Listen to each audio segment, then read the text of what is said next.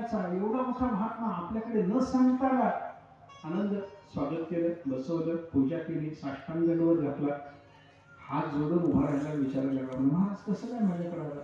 ते म्हणजे कथा सांगा. महाराज कथा संपली की फासावण्याचा नियम देशील म्हणे.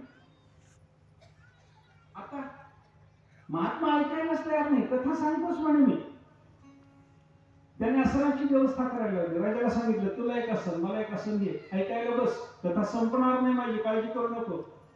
बसले दोघं. बसल्यानंतर त्यांना सांगायला सुरुवात केली महात्म्याने. एक राजा होता, ते म्हणावं लागतं बरं का, तुम्ही म्हणा नाही तर मलाच म्हणावं लागतं. एक राजा होता, त्या राजाच्या राज्यावर एक श्रीमंत शेतकरी होता, त्याच्याकडे 1000 एकर शेत होतं.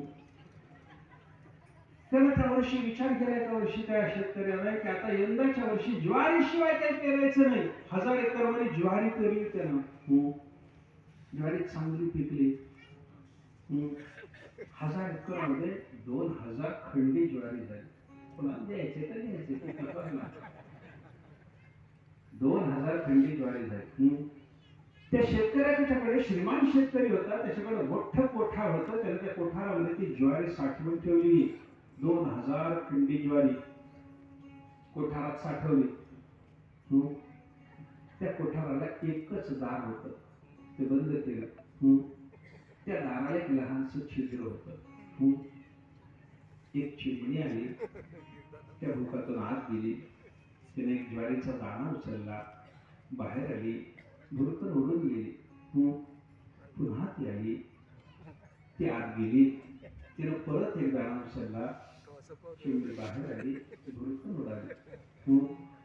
काय सांगावं राहिलं, ती पुन्हा आली, परत आत गेली, तिने एक दाणा घेतला, ती बाहेर आली, भुरकन उडाली. काय सांगावं राहिलं तुला, ती चिमणी पुन्हा आली रे, ती आत गेली, तिने एक दाणा घेतला, बाहेर आली, भुरकन उडून गेली.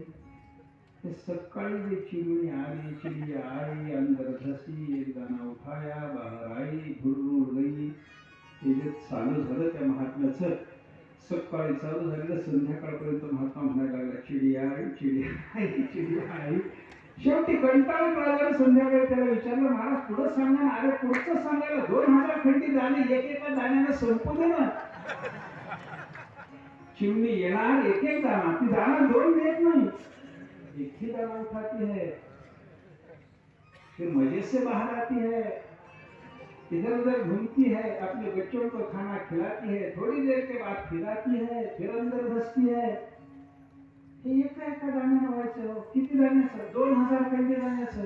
आणि तेवढं सगळं झालं. पुढची कथा तयारच आहे म्हणजे माझ्याकडे, सांगणारच पण हो दे. महाराज कथा संपून टाका.